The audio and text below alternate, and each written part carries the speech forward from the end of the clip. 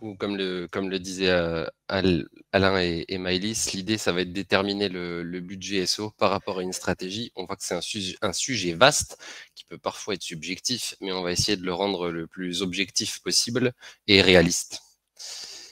Pour se représenter très très rapidement, Ali et moi. Moi c'est Marvin. J'ai une expertise SEO et je travaille dans ce milieu-là depuis 2013. J'ai fondé l'agence Sky SEO. Eh bien, il y a de ça un peu plus de 4 ans bientôt. Ça va faire 4 ans en tout cas. Aujourd'hui, on fait de l'audit, on fait de la rédaction, du netlinking, du consulting. L'idée, c'est essayer de valoriser au maximum les stratégies par rapport à un budget donné. On va en reparler évidemment, d'apporter soit du jus de cerveau, hein, de l'accompagnement et du consulting, mais aussi de produire. C'est ce qui peut parfois nous différencier par rapport à certaines agences. On fait aussi de la production et on essaye de s'adapter finalement à l'internalisation de la vocation et de la production SEO de chacun de nos clients, et on fait toutes les typologies de clients. Les seuls clients qu'on ne fait pas, c'est les clients très locaux, les artisans notamment, et les sites de médias qu'on ne maîtrise pas, mais tout le reste, hein, tout ce qui est e-commerce, B2B, en SaaS, site de devis, c'est complètement dans nos cordes. J'ai travaillé depuis 2013. J'ai occupé plusieurs postes et plusieurs fonctions, mais toujours autour du SEO, notamment en étant responsable e-commerçant, en gérant un gros pôle d'affiliation avec des très très gros volumes d'affaires gérer des très gros budgets en amont, des très grosses stratégies. J'ai moi-même eu plusieurs business dans la file, dropshipping, le e-commerce, et tout ça, ça m'a fait au fil des années, j'ai géré plusieurs millions d'euros de budget SEO pour générer plusieurs, évidemment, millions d'euros de chiffre d'affaires derrière avec une rentabilité. C'est toujours l'objectif pour au final fonder cette agence où j'essaye d'inculquer à chacun de mes consultants qui apportent en plus leur valeur ajoutée en arrivant dans la société.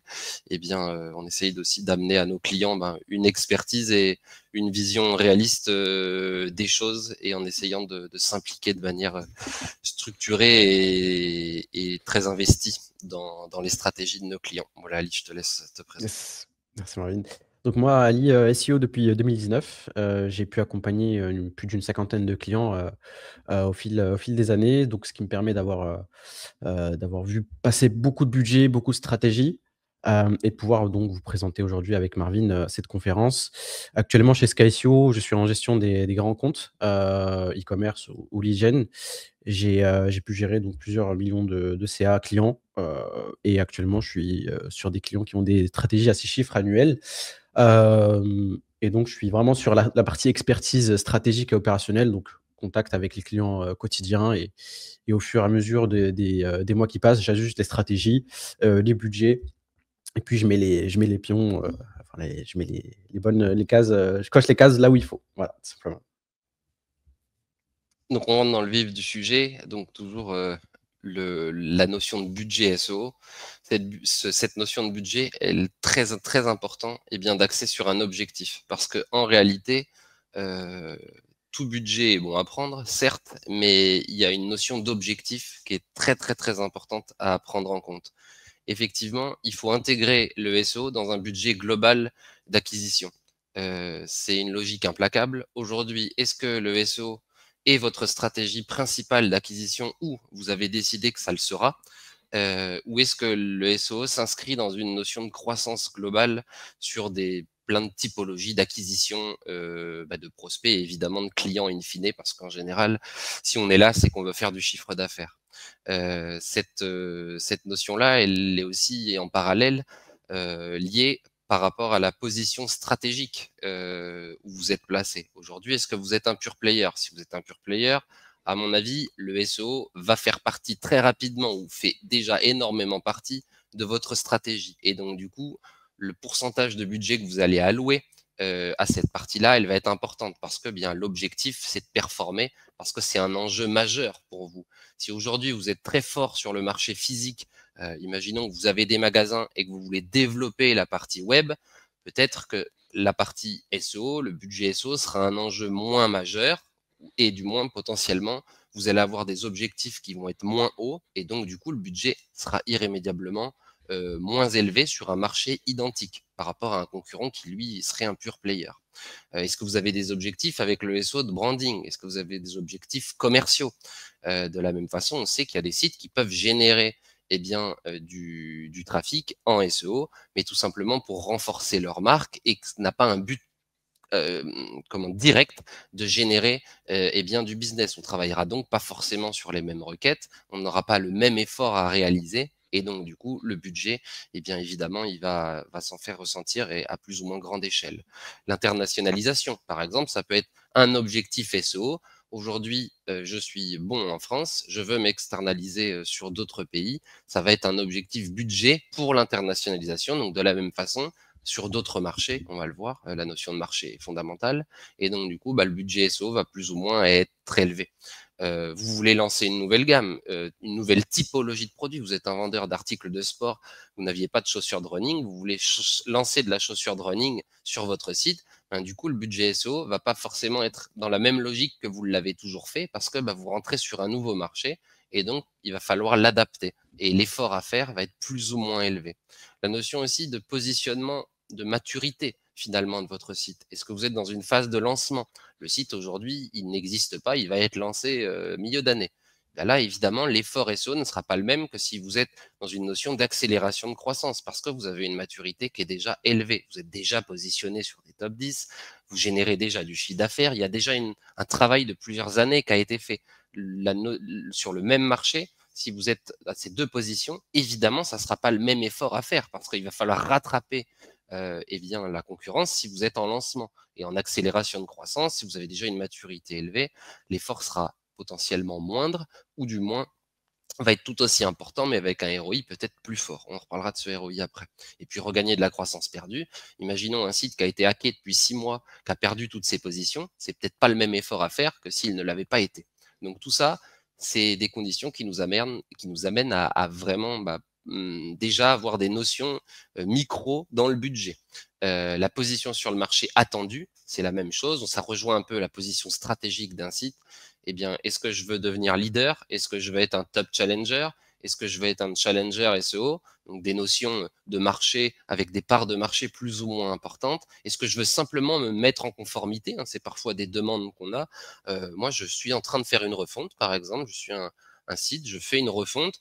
Je sais que je n'ai pas le budget, en tout cas, je n'ai pas envie de mettre beaucoup de budget SEO, même si la notion de beaucoup est relative, mais en tout cas, sur un budget donné, marketing, webmark, je veux pas que le SEO ne prenne trop de part, mais je suis en train de faire une refonte, c'est peut-être le moment de mettre juste un petit budget pour se mettre en conformité, pour ensuite, à plus 1 an, plus 2 ans, à ce moment-là, essayer d'accélérer cette partie SEO. Donc, toute cette vision stratégique de business, elle est fondamentale dans l'attribution du budget interne, mais aussi sur le curseur qu'on va mettre dans son objectif. Donc, grosso modo, j'ai un objectif attendu, d'être leader, top challenger, de se mettre en conformité. Derrière, je vais me confronter à un marché qui a une demande, évidemment, plus ou moins élevée, qui derrière est confronté à une concurrence. Par rapport à la maturité de mon site, ça m'amène à me dire, est-ce que je vais produire plus ou moins en quantité et en qualité d'actions SEO? Ça m'amène sur un budget et derrière, attention, on le confrontera toujours au ROI attendu. On en reparlera ensuite. Donc pour imaginer ce que disait Marvin, on a pris 2 exemples concrets, donc deux clients à nous. L'un les 2 sont des e-commerce, l'un qui est dans une forte, SERP, donc qui est très concurrentielle et l'autre qui est dans une niche. Donc les 2 sont entre guillemets «partis d'une même base de chiffre d'affaires», donc 0 pour l'un et 100 pour l'autre. Donc il y a une grosse différence, mais on verra plus tard, ils sont arrivés à 1 000 000 de chiffre d'affaires au final, purement SEO. L'un a dépensé donc 200 000 et l'autre 36, donc sur une période de 12 mois. On voit qu'il y a une grosse différence. Pourquoi? Parce que l'un, en fait, était dans une thématique finalement très concurrentielle. Il a dû donc dépenser beaucoup plus que celui qui était dans une niche. L'idée ici, en fait, c'est de vous montrer que finalement, votre produit et votre marché seront vraiment déterminants sur la budgétisation SEO. Là, on a quelqu'un qui, donc le client est arrivé top challenger, donc même pas leader, avec même 200 000 investis sur un an, tandis que l'autre est arrivé leader. Donc vraiment, on a une disparité qui est assez parlante ici. C'est ce que dit Ali, ouais, c'est cette notion de niche, elle est fondamentale. Aujourd'hui, votre marché, c'est évidemment là que tout va se jouer et l'effort à mettre n'est évidemment pas du tout identique d'un marché à l'autre.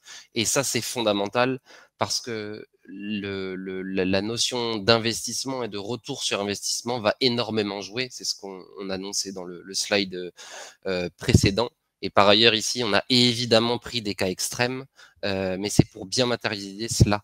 Et finalement, ensuite, il y a des paliers plus ou moins élevés qui matérialiseront toujours cette notion bien de thématique, de niche et de demande. La demande, c'est important, évidemment. On voit que le marché concurrentiel en haut a beaucoup plus de demandes parce qu'il y a des beaucoup plus gros volumes. Ça se compte en millions de volumes de recherche si on additionne toutes les requêtes.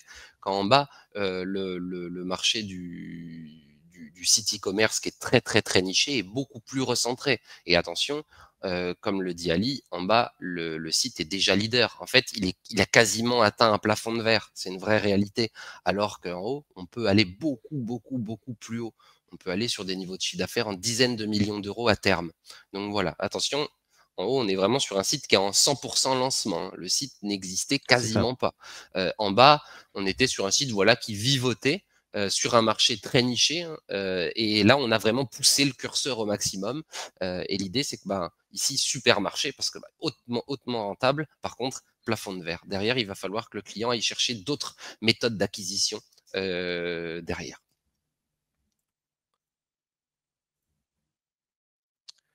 Voilà, calculer son budget par rapport à la demande. Donc ça, c'est très, très important. Il faut cartographier sa demande. Effectivement, on l'a vu juste au slide précédent, d'un marché à l'autre, on va évidemment pas avoir les mêmes volumes, de recherche et par ailleurs, on va pas aussi avoir les mêmes typologies de recherche. Effectivement, on a des recherches commerciales qui vont nous amener à arriver bien, sur des requêtes qui vont convertir de manière très directe. Aujourd'hui, je reprends mon exemple, random complètement, chaussures de running, c'est une requête qui nous amène à pouvoir acheter. L'internaute, le prospect, il est chaud. En tout cas, on n'est pas loin de commander, contrairement à voilà comment m'entraîner pour ma session de running. Là, on va être sur une requête qui va être plus froide. Mais par contre, il y a le marché de la chaussure de running, eh bien, il est peut-être potentiellement plus étendu qu'un autre marché et moins étendu qu'un autre. Et donc, l'idée, c'est de faire grosso modo une étude de mots-clés et d'intention de recherche des prospects, des internautes, et de partir du noyau commercial et derrière de petit à petit s'en détacher pour aller sur des requêtes qui sont moins commerciales. Mais ça, il faut qu'on les quantifie. Et la profondeur du catalogue que vous avez, produit ou service, hein, peu importe, va tout de même, à un moment donné, nous donner une contrainte.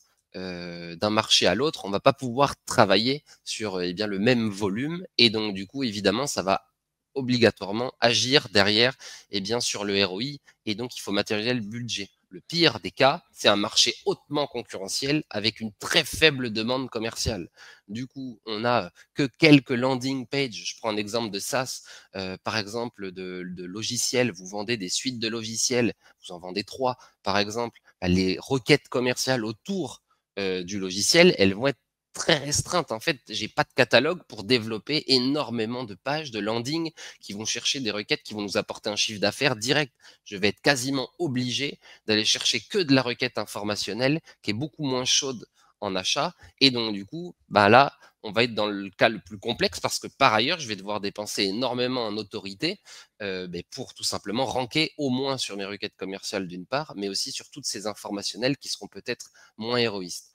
Donc cette demande, elle nous amène vers une stratégie de contenu qui matérialise aussi, on va le voir après en détail, hein, mais qui matérialise cette notion de budget de production de contenu et cette notion de ROI derrière. Donc ici, en fait, on va directement rentrer un peu plus dans le vif du sujet. Ce que disait Marvin, en fait, c'est qu'on va venir regarder ce que fait la concurrence directement. Pour cela, en fait, on a 4 leviers qu'on va venir regarder. Le premier, c'est tout d'abord de cartographier la typologie de site qui est présente sur votre thématique. C'est vraiment le point, le point de base qu'il faut regarder, c'est primordial. Par exemple, si vous êtes un site qui est spécialisé, dans votre domaine, Marvin donnera des exemples après, sur la thématique canapé, par exemple.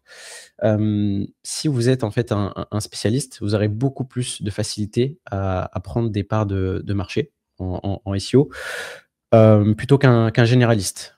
C'est-à-dire que vous allez avoir à faire moins d'efforts finalement, qu'un généraliste qui va devoir, donc peut-être pousser un peu plus, les KPI qui sont listés en dessous. Mais l'idée, voilà, c'est que si vous êtes un spécialiste, vous aurez plus de facilité ou peut-être moins d'efforts. Voilà. Donc pour regarder un petit peu ce que fait la concurrence, on va venir se baser sur 3 types de KPI: contenu, autorité, branding. Pour le contenu, on va regarder leur, stratégie de contenu. Qu'est-ce qu'ils font? C'est-à-dire, est-ce qu'ils ont du blog? Est-ce qu'ils ont du contenu sur leur page e-com? C'est-à-dire les catégories. Est-ce que c'est qualitatif? Est-ce que c'est de l'IA? Combien d'articles, de blog ils ont fait? Est-ce qu'ils ont du store lock, donc du store locator? C'est-à-dire est-ce qu'ils ont, des points de vente physique qui listent, ou des distributeurs? Donc voilà, toutes ces choses-là à voir. Ensuite, la KPI, autorité, backlinks, qui sera, vous l'aurez compris, l'une des KPI les plus importantes ici. Plus une SERP va comporter d'acteurs ayant de gros backlinks, donc en termes de volumétrie, donc de domaines référents, plus ça va être compliqué de la pénétrer. Donc on va venir voir aussi le trafic direct et le trafic référent hors Google. Donc c'est les KPI autorités au global. Et enfin, tout ce qui est branding, donc en 2025, le SEO, malheureusement, enfin, c'est plus que, du contenu et du backlink, c'est aussi la partie branding. Google maintenant est devenu tellement intelligent qu'il va voir aussi, si vous êtes une marque forte.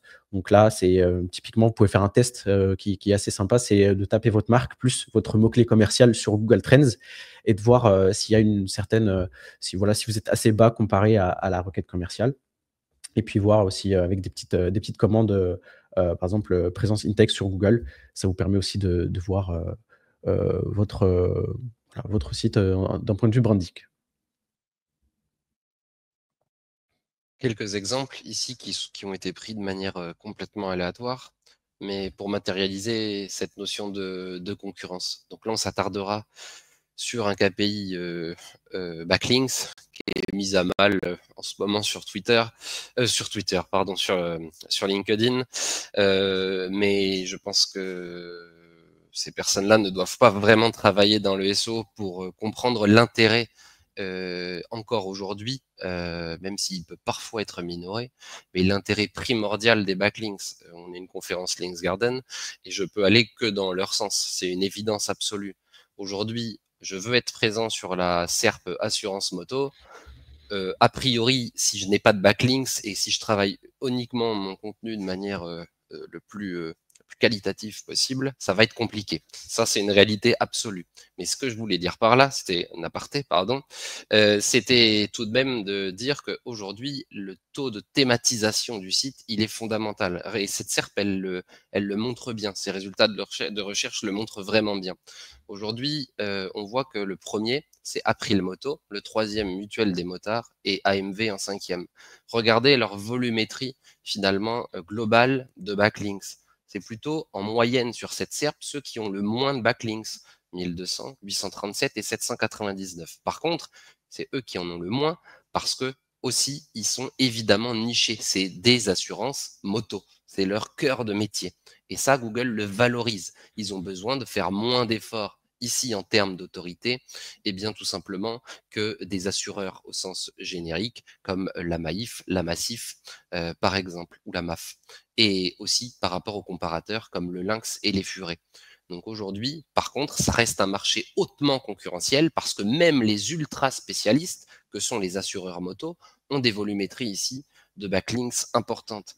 Et derrière, évidemment, les assureurs qui sont déjà nichés, parce que c'est de l'assurance, eux ont des volumétries plutôt qui vont dépasser les 1000 à plusieurs milliers de backlinks. Donc ici, on identifie toujours, par exemple, là, on a eu une demande de devis d'un assureur, un assureur qu'on va qualifier de moyen. Voilà ici plusieurs dizaines de millions d'euros de chiffre d'affaires, mais dans l'assurance, ça reste voilà pas un très gros acteur. On analyse le marché, on lui dit bah voilà aujourd'hui sur ce marché-là, il va parfois être quand même saturé sur les requêtes commerciales et il va falloir faire des gros efforts pour ranker. Et par ailleurs, si derrière, il n'y a pas de la marque forte, ça va être très, très, très compliqué. Il y a vraiment une réalité de marché, par exemple, sur un marché comme celui-ci, où le marché physique et le marché bien, web vont quand même avoir une certaine connivence. C'est assez logique. Par exemple, la thématique canapé, donc là, on baisse en termes bien, de concurrence, mais on reste quand même dans une concurrence élevée. Et on voit les cadres verts qui sont les sites ultra nichés, les cadres oranges qui sont sous-nichés. Et on voit bien de la même façon cette logique bien, de plus je suis niché, plus c'est facile, moins je devrais faire d'efforts, mais c'est pas facile est un grand mot. C'est pas toujours facile parce qu'il y a quand même ici sur un secteur comme le canapé, il y a des efforts quand même assez importants. Attention ici, on reste macro, on analyse un mot-clé et pas une thématique. J'analyse volontairement le mot-clé le plus générique et qui caractérise au plus la thématique, mais la réalité, c'est que ce travail, il faut le faire de manière bien plus micro pour en tirer des conclusions définitives. Mais ça matérialise bien, voilà, un premier jet pour cette conférence. Je trouve que c'est assez important. On a un SWIC aussi, on parlait des indicateurs d'autorité autres que le backlink, c'est à noter. Par exemple, un SWIC qui est très très très actif sur les réseaux sociaux, hein, sur TikTok. Si vous cherchez par exemple du canapé, ça m'étonnerait que vous passiez à côté, notamment avec du marketing d'influence. Donc ici, on a aussi cette notion-là, voilà, qui peut être aussi un accélérateur d'autorité.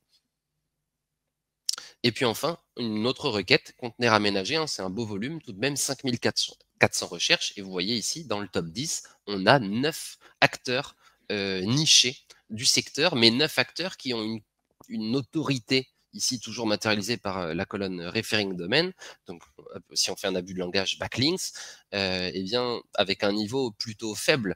Donc là, c'est peut-être un marché qu'on pourrait pénétrer bien, un peu plus simplement que les marchés qu'on a vus avant. Mais par contre, attention, il n'y a que quasiment des acteurs nichés. Donc si vous n'êtes pas niché, imaginons que vous vendez que des cabanes de jardin aujourd'hui. Si je crée une catégorie et des produits conteneurs aménagés ou des landings, peut-être qu'il faudra faire plus d'efforts. Ça sera peut-être pas aussi simple que les acteurs qui sont présents bien, à l'écran. Donc voilà cette notion de niche, de niveau d'autorité ici matérialisée par le backlinks, elle est fondamentale déjà pour se donner un ordre de budget. Et donc ici, en fait, on va venir valoriser tout ce qu'on vient de dire là, sur la base des 3 piliers. Encore une fois, on y revient, technique, contenu, autorité. Vous l'aurez compris, voilà, on va se concentrer plutôt sur la partie contenu, autorité. C'est les 2 KPI, qui sont au cœur de la stratégie SEO et du budget finalement. La technique, voilà, il faut juste voir s'il n'y a pas de facteurs bloquants tels que, voilà, un problème d'indexation ou ce genre ou sorte de problématique ou l'amélioration de rapidité si la concurrence est tellement forte. Donc on va aller chercher justement, une optimisation hyper qualitative sur la technique. Mais en fait, voilà, de façon macro, on va venir voir la technique, le contenu et l'autorité. Et ici, on vous propose une petite template, KPI on-site, donc sur la partie on-site, de façon macro, où l'idée, c'est d'aller, du coup, chercher vos concurrents principaux sur la SERP. Donc, par exemple, si vous avez Amazon dans votre top 10, c'est pas forcément très pertinent de le mettre, mais plutôt de mettre des concurrents qui sont vraiment assez proches de vous en termes de typologie de site finalement. Donc là, ça peut être pas mal, voilà, d'avoir le trafic SEO, le nombre de mots-clés SEO qu'ils ont. Pareil, le nombre de pages indexées avec la balise, enfin avec la commande site de points, plus le nom du site. Ça permet aussi de voir la volumétrie de pages qu'ils ont, en fonction du trafic. Et là, encore une fois, très, très important de dispatcher, son trafic SEO marque et hors marque, sur certaines thématiques, sur les SaaS notamment. La notion de trafic marque, SEO marque est très importante, tandis que sur l'e-commerce, on va plus se concentrer sur du trafic e-commerce hors marque. Donc là, très important de renseigner ces données-là et de clusteriser en fait, par typologie de page. Voilà, ici, c'est ce que je disais avant, c'est est-ce que vous avez des catégories, des fiches produits, du blog, des landings? Cette template, en fait, elle est effective sur n'importe quelle typologie de site finalement. Et puis on a aussi la partie off-site qui est juste après. Et donc la partie off-site, on va venir en fait relever, donc le nombre de domaines référents, avec, des KPI que vous connaissez, donc Trustflow, pour, en gros, c'est la qualité quoi du backlinks.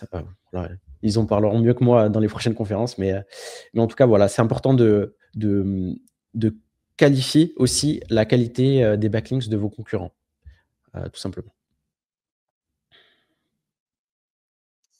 Là, on était du coup très macro et derrière l'idée, ça c'est on peut qualifier ça en quelque sorte de pré-audit et derrière, idéalement, si on est sur un marché, assez dynamique où que les enjeux, les objectifs sont forts, l'idée c'est vraiment d'aller dans le détail. Finalement, c'est de mettre en parallèle le marché.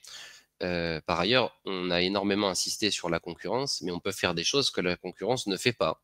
C'est évident, c'est aussi une partie de notre métier, c'est d'aller chercher de la valeur ajoutée, d'aller chercher des brèches, des failles qui nous permettent d'aller chercher du trafic qualifié d'une manière bien plus intelligente et qui nous permettra évidemment de maximiser le ROI derrière. Mais cependant, la réalité, c'est que dès qu'on est sur un marché plus ou moins mature, il y a quand même des SEO, des services webmark qui ont bossé pendant plusieurs années et qui ont réfléchi à ces questions. Donc, voilà, si on arrive sur un marché mature, ici, il faudra tout de même se confronter à qu'est-ce qui a été fait sur le marché et où moi j'en suis et qu'est-ce que je dois faire. Et donc finalement, ça c'est un audit de plusieurs jours. On valorise le marché, on valorise les forces et faiblesses du site. Et derrière, on va amener un plan d'action qui peut se dérouler sur 12 mois, 24 mois, 36 mois, et où on va avoir que de la micro-tâche. C'est vraiment une tâche derrière. Est-ce qu'elle est prioritaire par rapport à une autre? Combien de temps elle met? Je la quantifie et je la qualifie. Qui va intervenir sur cette tâche? On va y revenir. Et derrière, ça nous amène un coût. Et là, l'idée, c'est évidemment derrière, par rapport à ce coût idéal, eh bien, c'est d'essayer d'aller encore plus sous-prioriser pour mettre en avant les actions qui vont lever du trafic le plus tôt possible. Et donc finalement, qu'est-ce qui va coûter? On a 3 grands, pans, donc l'expertise, l'intégration SEO et encore une fois, on se répète, mais c'est vraiment, la vérité, c'est le contenu et le backlinks. Donc dans l'expertise et l'intégration SEO, en fait, c'est quelque chose d'inamovible. C'est quelque chose, en fait, qu'on ne peut pas forcément enlever d'un budget, que ce soit, voilà, même si vous avez, quelqu'un en interne, un chargé de webmark ou même un SEO en interne, vous aurez quand même besoin de quelqu'un pour piloter aussi la stratégie, côté agence. Donc, quelqu'un, qui va piloter, la strat, c'est aussi quelqu'un qui va intégrer, de la production. Je peux notamment vous parler d'un exemple, du cas de maillage en fait, où même si ça peut être automatisé, finalement, c'est le SEO qui va venir, voilà, sur un Excel ou autre, penser tout ce maillage finalement. Nous, on a eu à produire, et intégrer du maillage et on le fait, pas mal sur plusieurs clients et ça permet d'avoir la main dessus et de rester, très stratégique. Enfin, nous avons, les suivis des KPI finalement pour pouvoir pivoter et améliorer la strat, au fur et à mesure des mois qui passent. Faire de la veille concurrentielle, ça aussi c'est très, très important. L'audit et le pré-audit qu'on vous a montré juste avant, il est pas figé. On a vu, nous sur des SERP, des concurrents, de certains clients qui faisaient des refontes, assez souvent, pas de tout le site, mais vraiment de certaines pages en particulier. Ils changeaient le corpus de pages, ils faisaient des tests et en fait, on voyait que soit ils descendaient, soit ils remontaient et en fait, c'est très important à garder en tête. Et aussi, l'importance d'une expertise, SEO, que ce soit en gestion de projet ou autre, c'est de fédérer l'ensemble des équipes web autour, du projet SEO. C'est-à-dire qu'il va falloir convaincre, certaines équipes techniques, de prendre en compte votre tâche, qui peut-être à leurs yeux n'est pas forcément prioritaire, mais pour le SEO, ça comptera beaucoup. D'expliquer aussi, peut-être à la hiérarchie, de votre client les résultats. Voilà, c'est vraiment d'expliquer, tout cet écosystème autour du SEO et d'évangéliser, tout simplement. Ensuite, on a la partie contenu. Donc là, il y a pas de secret, c'est de la quantité, bien évidemment, sans jamais oublier la qualité. Ici, on est sur des rythmes mensuels. Donc en fonction du budget, on peut être à 5 contenus par mois. et partir sur du 50 contenus par mois. Nous, on a des clients qui sont sur des grosses strates de contenu parce que justement, les concurrents sont aussi sur des grosses strates de contenu annuelles. Donc, c'est hyper important de mensualiser tout ça. Ensuite, il y a les types de contenus. Est-ce que c'est fait par un humain? Est-ce que c'est fait par l'IA? Donc nous, on préconise plutôt de faire des contenus, donc si c'est des pages stratégiques, c'est de le faire de façon manuelle avec l'humain. Bien sûr, il peut s'aider de l'IA en tant qu'assistant, et cetera. Mais l'IA, ici, on va plus l'utiliser pour, par exemple, les fiches produits, où la duplication de contenu est un peu plus souple, enfin, Google est un peu plus souple dessus. Donc là, on peut utiliser de l'IA pour différencier et partir un peu plus loin et gagner du temps, tout simplement. Et enfin, ici, automatiser, c'est plus dans le sens où, par exemple, si je donne un exemple un peu simple, c'est un site de tennis, e-commerce sur le tennis, par exemple, qui peut proposer un contenu du type calendrier, un calendrier des prochaines compétitions, par exemple, ou, ou, euh, ou tout simplement comment dire, une page qui référence en fait les termes techniques, enfin, ce genre de choses qui peut être automatisé. Donc voilà. Et enfin, la valorisation marketing et branding et ou conversion. Voilà, si je prends l'exemple, par exemple, d'un article de blog. Certains clients n'aiment pas trop le blog parce qu'ils disent voilà, c'est du trafic qui arrive, mais il n'est pas forcément qualifié. Ben, en fait, charge à nous en fait de le qualifier via la template de l'article. C'est-à-dire, rien ne nous empêche en fait de mettre des CTA, de faire pas mal d'appels à l'action, d'avoir du contenu engageant, d'aller chercher du lead magnet ou même de la conversion. En fait, il n'y a pas forcément que de l'achat de produits, il y a aussi des autres types de conversion. On verra après, on parlera de valeur de conversion. Mais typiquement, aller chercher de la newsletter, donc avec du mail, aller chercher voilà, on en parlera plus en détail après, mais voilà. Et enfin, les backlinks, donc là, c'est vraiment ce qui va coûter le plus cher, à mon sens, à notre sens. Il faudra voir donc en fonction de la quantité et de la qualité, donc par rapport à la concurrence, tout ce qu'on a audité avant, en fait, il va falloir maintenant le retranscrire en budget par rapport à la qualité et la quantité. Là, le rythme mensuel est obligatoire. Encore une fois, on peut pas, faut voir aussi par rapport à la concurrence et le point de départ du site. C'est-à-dire que si vous commencez avec un site qui a 10 backlinks, vous pouvez pas envoyer 50 backlinks dès le premier mois et tous les autres mois. Donc ça aussi, c'est quelque chose à prendre en compte, mais c'est aussi à mensualiser. Il y aura de l'achat, Comme le disait avant Marvin, c'est à partir du moment où vous voyez qu'un concurrent à vous a plus de 100 backlinks, par exemple, ou même de l'URL interne, donc du backlinks interne, c'est qu'il y a de l'achat. C'est très, très compliqué d'aller sur un marché concurrentiel, et même quand c'est pas concurrentiel, de partir avec un site qui a pas de backlinks achetés. Voilà, c'est un peu compliqué. Et enfin, vous avez le temps homme. Donc là, donc il y a aussi la partie gratuite du backlinks, bien évidemment. C'est de faire des échanges, c'est de faire du RP, de la relation presse, des partenariats et d'aller chercher du naturel. Et juste petit point, sans oublier en soutien, c'est quelque chose qu'on ne budgétise pas en SEO, mais c'est aussi à prendre en compte, c'est les équipes de développement. Est-ce que vous avez des équipes de développement à disposition, de l'UX, du marketing de communication, qui seront un pilier assez important pour la stratégie SEO. Et du coup, si on parle de prix, parce que je pense que c'est ce qu'on attend, c'est combien ça coûte en réalité. Donc on va parler du prix agence SEO parce que c'est ce qu'on connaît.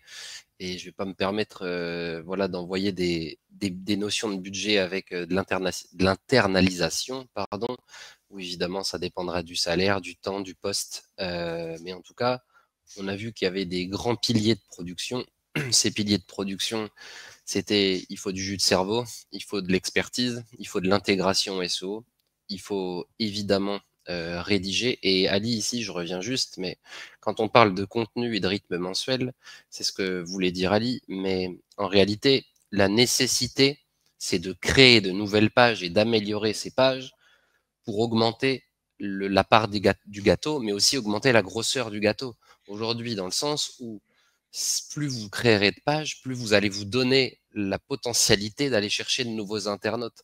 Et donc, du coup, par quelques moyens que ce soit, on parle évidemment des articles informationnels, c'est le grand classique. On va aller empiler de l'article parce qu'on veut devenir l'expert de nos sujets et qu'on préfère que ça soit notre marque qui soit vue plutôt qu'une autre, même si cette requête-là n'est pas 100% accès conversion. Ça, c'est une évidence, c'est comme une pub télé. Vous allez marketer pas forcément un produit, mais une marque. Bon, il est évident que vous attendez pas que le lendemain de la pub télé, il y ait des milliers et des milliers d'achats liés à cette pub. C'est logique. Eh ben, c'est la même chose pour le blog. Et de la même façon, on peut aussi pousser le blog plus loin avec plein de typologies de sites. Et ce que vous voulez dire, Ali, pour le site d'e-commerce de tennis, par exemple, au-delà de la partie calendrier des compétitions, ça peut très bien être un annuaire des clubs en France. En fait, on peut réfléchir à comment toucher nos prospects et nos internautes de manière différenciante et toujours essayer d'aller en chercher plus et tout en améliorant évidemment l'existant. Et donc ces notions de budget, elles vont irrémédiablement partir sur la spécialisation du site. On l'a vu, hein, le taux de la niche, le niveau de niche, l'indice de niche de notre site, ça va jouer dans notre budget. Le niveau d'objectif, c'est évident, hein, par rapport à ce qu'on a vu dès le départ, la maturité de mon site, l'indice de concurrence, et derrière, on viendra essayer d'affiner ça avec de la qualification micro des tâches, le curseur des 3 piliers. Est-ce que j'ai besoin de plus de contenu que de backlinks, plus de technique? Quand on est plus mature, souvent, on a besoin d'aller plus loin dans la technique parce qu'on a un site avec forte volumétrie de pages, une technicité un peu plus élevée, le taux d'internalisation des tâches, évidemment, et la contrainte de l'offre client. À un moment donné, si vous vendez un monoproduit, ben, ça va être plus compliqué que si vous en vendez beaucoup de façon nichée. Ça, c'est évident. Donc les grands niveaux, on a un niveau, donc ça c'est des budgets annuels. Dans l'idée, aujourd'hui, si vous arrivez avec voilà un objectif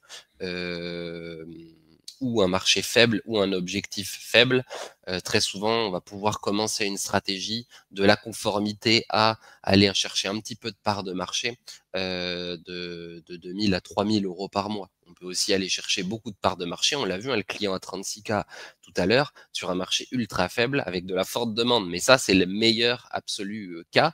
Mais en tout cas, ça, c'est un niveau où on se dit, si on n'a pas 24K annuels sur une stratégie SO légèrement ambitieuse, bah, à un moment donné, ça va être compliqué parce qu'il va falloir qu'on produise du contenu, il va falloir qu'on prenne du temps pour le faire et il va falloir, à un moment donné, un petit peu augmenter l'autorité. Et ça, que ça soit internalisé ou avec une agence SEO, quoi qu'il arrive, ça va avoir un coût.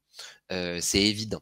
Et c'est là que l'agence SEO souvent est très valorisée parce que, effectivement, rien qu'un quelqu'un en interne qui gérerait tout ça, plus le budget potentiel de rédaction et de backlinks, un salaire classique annuel, même plutôt bas, on va très rapidement arriver à ces chiffres-là sans parler des backlinks et de la rédaction. Ensuite, un niveau moyen aujourd'hui, de 3000 à 6000 euros par mois, on est sur des niveaux moyens où il y a le plus gros potentiel évidemment de valorisation, dans le sens où c'est là où il y a le plus de marché possible, où il y a évidemment le plus de sites qui rentrent dans cette case-là, avec un niveau de maturité souvent de faible à moyen et avec des marchés de faible à moyen. Grosso modo, c'est logique, c'est ce qui se fait de plus. Et on est sur un niveau où on peut commencer à aller chercher augmenter le curseur sur les grands piliers et on peut vraiment avoir une stratégie avec une vraie notion de croissance et d'efficacité. Et puis ensuite, évidemment, des plus gros niveaux de budget, ici donc de 6 000 à plus de 15, 20, 30 000 euros. Ça existe aujourd'hui sur des marchés hautement concurrentiels. On connaît des budgets aujourd'hui en netlinking qui peuvent être en centaines de milliers d'euros, hein, si ce n'est même plus, sur certains marchés très spécifiques, où on sait qu'on a une nécessité de toute façon pour aller chercher des parts de marché, de faire des gros efforts de production. Mais tout ça, c'est évidemment à mettre en exergue avec la notion de ROI, parce que le ROI, in fine, c'est tout ce qu'on recherche, c'est ce retour sur investissement. Exactement et donc en fait, bah, va falloir, mesurer tout ça. Donc la première chose à faire en fait, c'est d'avoir une valeur de conversion. On revient un peu sur ce que font nos confrères du SIA, mais là, en fait, c'est hyper important d'avoir une valeur de conversion. Est-ce que c'est du chiffre d'affaires? Est-ce que c'est du lead pour les SaaS, par exemple? Est-ce que, c'est du mail, de la newsletter ou du trafic? Le trafic à minorer parce que comme on l'a dit, vous pouvez avoir un trafic qui est moindre, mais par contre, une conversion qui est assez forte. Donc voilà, on va plus se concentrer sur ces 3 premières valeurs de conversion. Ensuite, ici, dispatcher le trafic marque et hors marque, donc avec des métriques telles que le clic, l'impression, la visibilité. Le trafic hors marque est notamment pas mal pour l'e-commerce, e-commerce pardon, hors marque, c'est ce que je disais avant. Ça va vraiment ça va donner une idée, du positionnement actuel et de la performance SEO. Ensuite, on a le CA par type de produit, et par type de page. Ici, on parle de marge, c'est très, très important. On a des clients des fois où on aimerait, développer des produits, donc d'un point de vue SEO, mais ils nous disent: «Non, non, je préfère que vous partiez sur ce produit-là», même s'il a une volumétrie de recherche et même un profil SEO moins intéressant. Parce qu'il va me dire, je vous donne un exemple, j'ai celui-là, il fait 300 de marge et l'autre, il fait que 10. Donc, je veux que vous partiez sur celui-ci. Donc il y a aussi des réalités marché qu'il faut prendre en compte et pas partir, SEO, basique, tête baissée dessus. Et par type de page aussi, donc, quels sont les types de pages qui nous intéressent? Est-ce que c'est les catégories qu'on veut pousser? Est-ce que c'est des landing pages qu'on veut pousser? Et cetera, et cetera. On a cette notion aussi de temporalité du ROI, donc du retour sur investissement, qui est très, très important. En fait, qui peut être plus ou moins longue en fonction de la complexité de votre thématique. Comme on le disait et comme on a expliqué tout au long de la conférence, c'est que, hem, plus vous allez être dans une thématique qui est concurrentielle, plus forcément ça va vous coûter. Et en fait, c'est pas parce qu'il y a aussi cette notion de temps. C'est pas parce que vous venez avec 1 000 000 par exemple, d'euros, que vous pourriez en fait performer dès la première année si vous avez un site qui part d'une mauvaise base. Il faut plusieurs années, en fait. Il va falloir plusieurs années. Et on a vu sur certains clients, même s'ils ont posé vraiment plusieurs centaines de milliers d'euros, en fait, la rentabilité, elle sert sur plusieurs années. Parce que le marché et la thématique, en fait, est tellement concurrentielle que c'est pas en un an, en fait, qu'on va pouvoir réussir. Et d'où l'importance aussi d'avoir un tracking optimisé, même pour votre SEO. On voit trop souvent encore, des GA4 en fait, des vues GA4 qui sont pas paramétrées correctement. Des événements par exemple pour des sites de leads qui sont pas mis correctement. C'est hyper important pour pouvoir mesurer aussi votre ROI. Hem, Vous pouvez aussi améliorer le tracking, notamment en installant du server side, même si c'est complexe. Je pense qu'à terme et très, très rapidement, ça va être quelque chose de plutôt rentable. Et aussi l'optimisation du taux de consentement. C'est un peu à l'image du SIA, mais aussi c'est valable pour le SEO, pour avoir une data encore plus précise. Et enfin, pour terminer, SEO Google, mais pas que, évidemment, comme je le disais au tout départ et ça pour moi c'est vraiment fondamental, c'est souvent ce qui est difficile en agence, c'est de pouvoir s'imprégner de la stratégie globale de nos clients et pourtant c'est pour moi venir de chez l'annonceur, à plusieurs reprises, c'est plus que fondamental d'associer cette acquisition et ce budget SEO dans un budget global et notamment, c'est un des piliers les plus forts avec le SEO, hein. Si vous regardez vos analytics en général et si vous faites du SIA, vous avez SIA, SEO, c'est assez logique, et c'est d'amener une vraie synergie. Il y a la synergie dans la production, certes, mais il y a la synergie en termes de ROI et en termes d'investissement. Et c'est d'essayer de les modeler pour que ça soit toujours le plus rentable possible. Et on a notamment dans les phases de lancement, quand on est sur des phases de lancement, donc de stratégie SEO où le site n'est pas du tout mature, mais qui s'engage sur un marché moyennement à hautement concurrentiel, eh bien le SIA, il est obligatoire. On n'est pas du tout opposé. Je crois que c'était la discussion d'Alain au départ avec une question du chat, mais il n'y a pas du tout d'opposition. C'est une vraie synergie. Et au contraire, le SIA va vraiment se valoriser sur des lancements de strat. Petit à petit, il va rentrer plus dans une phase de stabilisation héroïste. Et quand lui, le SEO, au départ, va coûter et être un petit peu plus compliqué en termes de ROI, mais par contre, va donner tout son potentiel, eh bien, d'année en année. Et donc, la logique, c'est vraiment d'arriver à cette synergie. On a plein de méthodes d'acquisition externes qui peuvent être qualifiées de SEO. Typiquement, Pinterest peut en être une. Et chez certains e-commerçants ou autres sites, ça peut être très performant parce qu'il y a finalement des thématiques très Pinterest, d'autres un peu moins. Mais ça peut être très pertinent en ads ou en naturel, évidemment. On a par exemple le futur TikTok Shop, c'est aux États-Unis, ça peut arriver incessamment sous peu potentiellement. Eh bien, en France et en Europe. Et l'idée derrière, c'est que ça peut être aussi un nouveau levier, évidemment, les réseaux sociaux en sont un, mais il y a une relation, par exemple, e-commerçante très difficile avec les réseaux sociaux, difficile de faire convertir quand on a une marque. Ça pourrait être potentiellement une solution. Et puis, en termes d'autorité, la notion de trafic, et de la puissance de la marque, elle est de plus en plus centrale dans la stratégie SEO. Donc, de s'entendre bien avec les services de com et les services marketing, c'est vraiment une bonne chose. Et aussi d'essayer de valoriser ensemble des stratégies, eux pour nous et nous pour eux. Et voilà, je parle de manière générique parce que je crois que je suis déjà hors temps, mais c'est vraiment, voilà, c'est vraiment très, très, très important de travailler sa marque et toujours de pas isoler, de travailler SEO, SEO, SEO, parce que aujourd'hui, et même ça a toujours été une strate globale et web marketing, on est un pilier parmi d'autres, et l'idée c'est qu'il y ait de la synergie dans tout ça. Voilà. Et comme le disait Alain, on peut évidemment vous réaliser un pré-audit qui ressemblera eh bien, de manière beaucoup plus personnalisée à ce qu'on a essayé de faire dans cette conférence, et de donner eh bien, aussi des budgets par typologie de production, etc. L'idée, c'était pas de faire une plaquette de nos tarifs et de ce qu'on fait, ça n'a aucun sens. L'idée, c'était plutôt de vous expliquer comment vous pouvez le faire pour vous déjà, et comment nous, on voyait les choses dans la construction d'un budget plutôt de manière macro. Et comme vous l'avez vu, il faut rentrer dans le détail après pour aller chercher eh bien un budget qui matérialise vos objectifs et puis la nécessité pour performer. Voilà, merci beaucoup.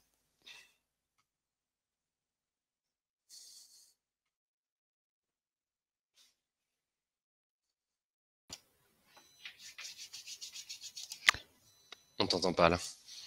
Effectivement. Tu peux revenir à ton slide, justement, SEO, SEA? Oui. Voilà. Je pense qu'il y a vraiment quelque chose à retenir de la conférence que vient de faire Marvin. C'est aussi ça. Encore une fois, pensez bien qu'une stratégie d'acquisition ne se résume pas que au SEO. Et justement, une agence comme Marvin et Ali et d'autres agences aussi peuvent vous accompagner de façon globale et complète sur une stratégie d'acquisition pour aller beaucoup plus loin que simplement une campagne de contenu, si je parle vulgairement, et de faire que ça. Donc, voilà, il y a vraiment beaucoup, beaucoup de possibilités. Le SEO, le SEA vont très, très, très bien ensemble. L'un peut aider l'autre et inversement. Voilà, moi, je dis souvent, hein, vaut mieux être présent 2 fois sur une SERP, et je pourrais même dire 3 fois avec la page My Business, qu'une seule fois en SEO ou ainsi de suite. Voilà. Plus vous êtes présent sur la SERP, plus vous allez avoir de chance d'être cliqué. Hein. C'est aussi bête que ça. Donc voilà, il y a beaucoup, beaucoup de choses. Pinterest, on commence à en parler. J'ai vu qu'il y avait aussi Elliot qui en avait parlé sur LinkedIn. Donc effectivement, voilà, ne vous fermez pas de porte. Et pour ça, bah, justement, prenez des rendez-vous avec des agences comme Marvin, et on a remis le lien de son rendez-vous. Prenez des rendez-vous avec ces agences-là pour discuter déjà. Parce que des fois, ce que je vois souvent lors des rendez-vous, c'est que les prospects ne sont pas matures parce que forcément, ils ne connaissent pas toutes ces choses, et c'est normal. Donc, n'hésitez pas à venir discuter. Ça n'engage à rien, il n'y a rien de payant là-dessus.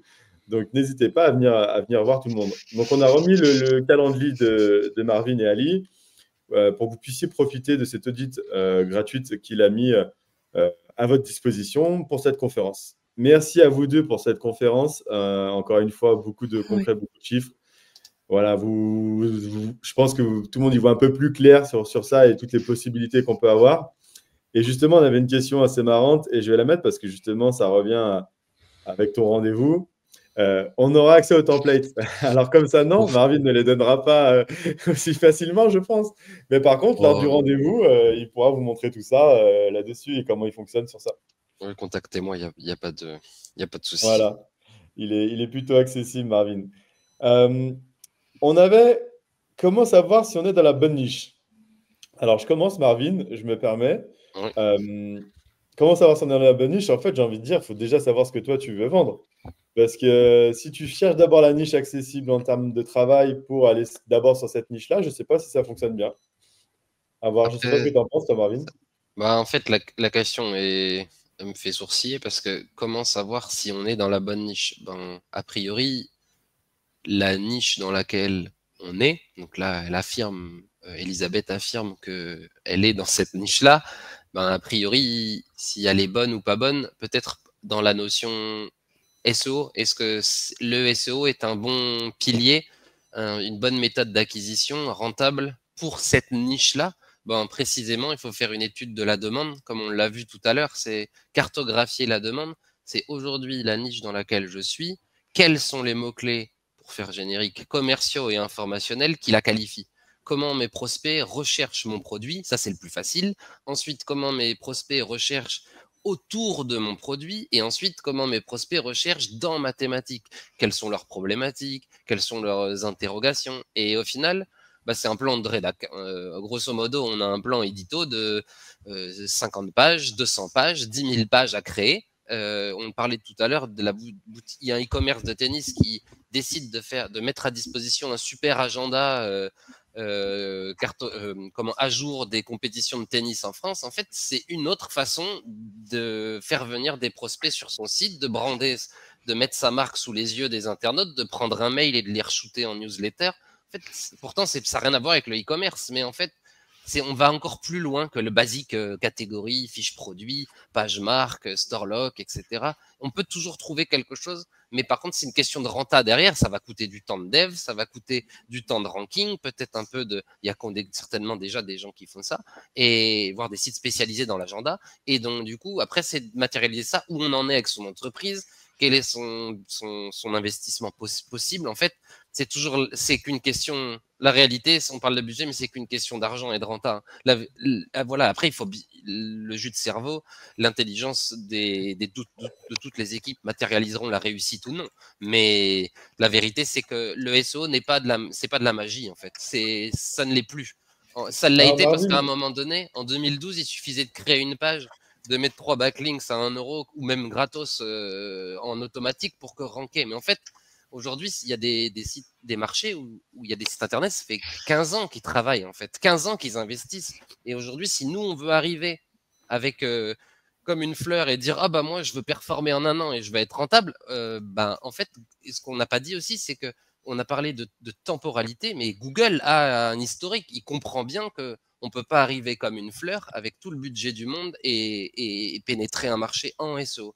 Par contre, peut-être que c'est intelligent de faire un peu de SEO et de pousser, je ne sais pas, une campagne sur tous les réseaux d'influence, parce que ça va être, on peut contourner la temporalité, faire de la com, du market. Et donc, mais en fait, tout ça, on s'inscrit dans cette logique de com et de market global d'une société. Voilà. Par contre, j'ai été un peu Non, plus mais loin. c'est très bien. Et je vais justement compléter ce qu'elle a dit. Avant ça, je te coupe. Ton lien de calendrier ne fonctionne pas. Et en plus, il y a plein de demandes. Alors, fais l'effort de nous faire un calendrier qui fonctionne. Parce qu'il y a 6 personnes qui ont dit qu'il ne marchait pas déjà. Par contre, c'est une blague. Il ne fonctionne pas. Il ne fonctionne pas alors que je le donne tous les jours. Donc, du coup, c'est peut-être là, j'ai le lien ne fonctionne pas. Le calendrier est time out.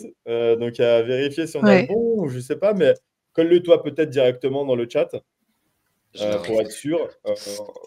Je crois que c'est plus Calendly qui est en rade. Ouais, hein, non, mais c'est pas possible. Il est utilisé depuis 3 ans, Alain, et à haute intensité. Au cas où, recolle-le directement toi. Et au pire des cas, on le remettra plusieurs fois dans la journée. Elisabeth a donné sa thématique. Et du coup, je l'ai mis parce que je savais que ça te ferait plaisir. Elle est dans le bien-être du chat. Il faudrait que je fasse une analyse en direct, mais je crois qu'on n'a pas le temps. Mais voilà, je sais que tu es très proche des animaux. Donc voilà, je conseille à Elisabeth de venir te voir. Non, mais je les mange pas du coup, les chats. Mais non, mais sinon, je sais pas, le bien-être du chat. Bon, comme ça, déjà, c'est une thématique. Le chat connu et reconnu, évidemment. Et ensuite, je pense qu'Elisabeth, elle sera très certainement. Après, ça dépend si c'est le bien-être. Elle est thérapeute pour les animaux, ou si c'est le bien-être. J'ai fait un blog autour du bien-être du chat et ensuite je verrai pour vendre. Mais du coup, elle sera confrontée à des énormes blogs animaux et des énormes e-commerçants animaux qui ont des énormes blogs. Si on parle de l'informationnel, c'est certain. Mais là, ici, Elisabeth, le top, ce serait de faire un petit pré-audit rapide pour comprendre, et pas que je dise des bêtises. L'idée, c'est de voir qui est présent sur la thématique et comment la demande peut se matérialiser. Mais parfois, il y a des marchés qui ne sont pas assez matures, parce qu'en fait, les internautes n'ont pas forcément conscience du besoin et donc du coup ils vont pas faire des recherches. Pour le bien-être du chat, ça devrait C'est aller. pas les mots-clés à utiliser, quoi. Et ouais, ils les ont pas. Et en fait, le SEO est là pour le coup, rentre pas dans la case et il faut créer la demande, par exemple en faisant du YouTube, par exemple en faisant du réseau social. Et là, on va être pertinent parce que on va créer la demande, le besoin va tout de suite sauter aux yeux de l'internaute. Ah, j'ai cette problématique et j'avais même pas pensé à aller la traiter dans une recherche web. C'est exactement ça. Je crois qu'on a fait le tour. On avait cette question. Si on avait cette question, on a encore un peu le temps. Est-ce que vous privilégiez le volume de recherche ou l'intention de recherche? J'ai envie de dire, c'est un peu la même chose. Il faut se concentrer un peu sur les deux, en fait. Oui, parce qu'en fait, on peut pas opposer volume et intention sur le papier. Est-ce qu'on privilégie peut-être que c'est mots-clés égale volume versus intention de recherche? En réalité, on a quand même, je ne sais pas si c'est un défaut, mais c'est le défaut du SEO. On aime bien attribuer un mot-clé principal à une page. Mais en réalité, une page peut avoir des dizaines, voire même centaines de mots-clés positionnés, tout simplement parce que, et Laura le dit, c'est l'intention de recherche qui prime. C'est aujourd'hui, mon internaute a une intention de recherche, on lui donne une réponse, mais l'idée c'est que est-ce qu'un autre mot-clé va rentrer dans cette intention ou pas? Et je l'exprime mal, mais dans l'idée, parce que la question c'est privilégier le volume ou l'intention. En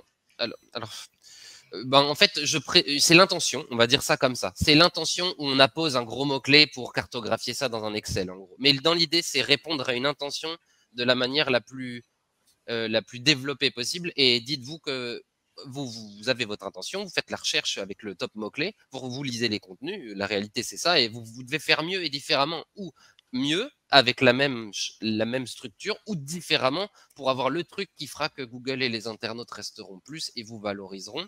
Et ensuite, le volume de recherche, oui, il faut faire attention, c'est qu'il y a des thématiques où il n'y a pas de volume, on utilise tous SEMrush, Ahrefs et compagnie, et du coup là, on a vu que on crée parfois des articles logiques, on fait un brainstorming client qui connaît parfaitement son métier, on en déroule des articles, par exemple, ou des pages commerciales, et on se dit, oui, il n'y a pas de volume. Mais non, mais en fait, on le fait parce que c'est logique, et là, du coup, vous allez voir qu'en fait, il y a du volume parce qu'il y a plein de tout petits mots-clés, il y a de la longue traîne qui peut se greffer, et ça, donc c'est bien, c'est une bonne chose, quoi. Voilà. Ouais, Mais intention, et Laura, du coup. C'est ça, je vais compléter. Voilà. Et c'est aussi, quand on fait l'analyse, c'est aussi les concurrents qu'on regarde énormément quand on va faire cette analyse, qui va aussi nous déterminer justement l'intention de recherche. On va voir par rapport à ça. Si tous les concurrents sont avec une intention de recherche plutôt informationnelle, effectivement, on va plutôt se diriger vers ce genre de contenu, et ainsi de suite. Donc, il y a aussi ça à bien prendre en compte. Quand on fait l'analyse, on privilégie volume de recherche, intention, donc plus intention, mais tout en analysant bien les concurrents pour être sûr qu'on aille dans la bonne direction. Tac. Merci Marvin, merci Ali pour cette très très bonne conférence. Encore une fois, je le répète, le replay sera disponible sur nos différentes chaînes YouTube. Pour le calendrier, effectivement, il est bien en rade. Donc, au meilleur des moments, c'est super. Non, mais sinon, allez sur Sky SEO et il y a un Voilà, formulaire de contact, tout simplement, sur le site. On va mettre quel outil vous utilisez pour tout ça. C'est mieux SEMrush ou Ahrefs ou un autre. Tiens, il y a une petite dernière question. Il y a plein d'outils, j'ai envie de dire. Ouais, non, franchement, les outils font pas la réussite. Exactement. En soi, c'est juste un détail. Et après, nous, ça fait longtemps qu'on travaille. On a aussi nos habitudes et notre façon de travailler. Mais aujourd'hui, de tout ce qu'on a vu dans cette conférence, les outils primordiaux, à mon sens, c'est SEObserver, obligatoire pour comprendre en un clin d'œil une SERP, donc un résultat de recherche, un top 10. Ça, c'est l'outil, il n'y a pas un jour où il n'est pas ouvert, je pense, sur les écrans, parce que c'est très, très pertinent pour aussi valoriser la tendance au fil des mois et des années du top 10. On voit bien, il y a des tendances. Il fut un temps, il y avait des sites d'affiliation sur des requêtes e-commerce, il n'y en a plus. C'est comme ça. Il fut un temps, voilà, il y avait sur une requête donnée, il n'y avait que des e-commerce, des landing pages de SaaS. Aujourd'hui, il n'y a plus que des articles de blog. Donc tout ça, ça nous amène aussi à avoir une tendance de de marché. Et après, bah oui, SEMrush, Href, Majestic. Je crois que Ali, tu avais mis les. Ouais, j'avais mis sur les slides. Normalement, vous T'avais retrouvez, on a mis sur tous les les outils slides, il continus. y Ouais, a c'est ça. les outils les plus communs. Mais dans ce qu'on a dit aujourd'hui, si on a SEMrush, même si on a SObserver et Majestic, et même SObserver fait Majestic, moi je préfère, on a encore Majestic à côté, mais SObserver finalement, ça serait peut-être pas loin d'être la meilleure des boîtes à outils, et peut-être un SEMrush à côté quand même. C'est vrai qu'on l'utilise quand même pas mal pour les tendances, mais SObserver utilise beaucoup de data, donc s'il y avait qu'un outil à prendre, c'est certain que ça serait SObserver. Bah, tu vois, j'en ai parlé avec plusieurs personnes au dernier salon de la FEPSEM à Paris, et je disais que pour moi, c'est l'un des plus complets. En fait, si on veut d'un coup d'œil assez rapide pouvoir analyser pas mal de petites choses en live, même avec des clients sur des rendez-vous et ainsi de suite, on a justement aussi bien la data de SEMrush pour les mots-clés et ainsi de suite, on a la data de Majestic pour la partie backlink. Donc, on est vraiment sur un outil complet. Alors, par contre, je vais te donner un mauvais point. Il y a quand même un outil à bien préciser parce que souvent, c'est quand même oublié. C'est déjà de bien utiliser la Search Console et Analytics de votre site. Ça reste primordial. Avoir de la data. C'est des outils gratuits. Hein. Complètement. Mais par contre, effectivement, sur la partie, et quand on veut plus analyser la concurrence et tout, SObserver, franchement, fait pas mal de choses. Merci les gars. Très bonne conférence. Encore une fois, le replay sera disponible.